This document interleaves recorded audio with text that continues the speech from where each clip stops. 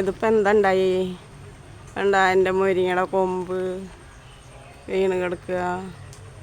ഒടിഞ്ഞിട്ടൊന്നുമില്ല, അതാ വീണ് കിടക്കും. ഇതിപ്പോൾ നിർത്തി വെച്ചാൽ നീരില്ല. അപ്പം നമുക്കിത് ഇവിടെ വെച്ച് മുറിക്കാം.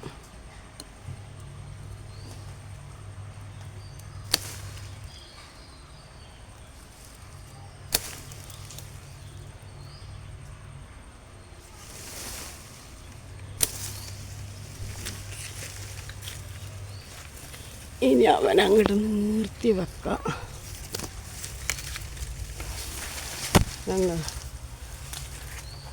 അപ്പോൾ നമുക്കൊന്ന് മുരിങ്ങത്തോരൻ ഉണ്ടാക്കാം. ഇത് പൊട്ടിച്ച് മുരിങ്ങത്തോരനാക്കാം. ഹലോ കൂട്ടുകാരെ, അപ്പോൾ മുരിങ്ങയുടെ ഇലയൊക്കെ ഞാൻ നന്നാക്കി ഇതാ കഴുകി വെള്ളം വരാൻ വെച്ചിട്ടുണ്ട്. ഇത് നമുക്ക് തോരൻ ഉണ്ടാക്കാം.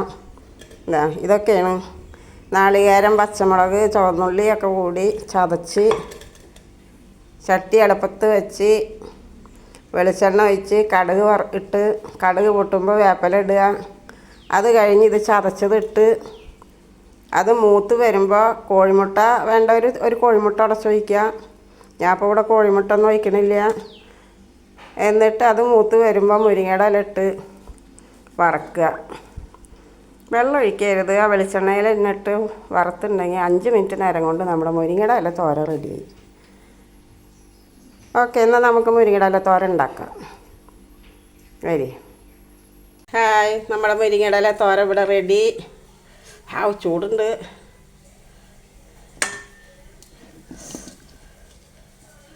അപ്പം നമുക്കിത് ഒരു പാത്രത്തിലേക്ക് ഇടാം.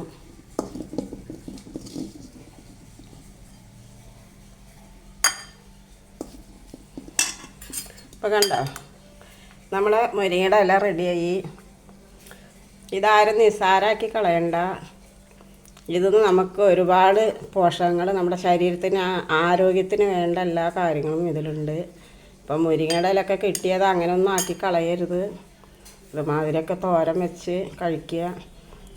ഇത് നല്ല രുചിയുള്ള തോരനാണ്. അത് ഇപ്പം തന്നെ നല്ല സ്മെല്ലൊക്കെ തിന്ന് വരുന്നുണ്ട്. കുട്ടികൾക്ക് കോഴിമുട്ടൊക്കെ ഇട്ട് ഇതുമാതിരി ഇതിൽ കൂടെ കോഴിമുട്ടൊക്കെ ചേർത്തിട്ട് വറുത്താലും നല്ല തന്നെയാണ്. അപ്പോൾ എല്ലാവരും ഇത് ചെയ്യാം. ഓക്കെ, എൻ്റെ മുരിങ്ങയുടെ ഇല തോരൻ ഇഷ്ടപ്പെട്ടെങ്കിൽ എനിക്കൊരു ലൈക്ക് ചെയ്യുക, സബ്സ്ക്രൈബ് ചെയ്യുക. Okay, by.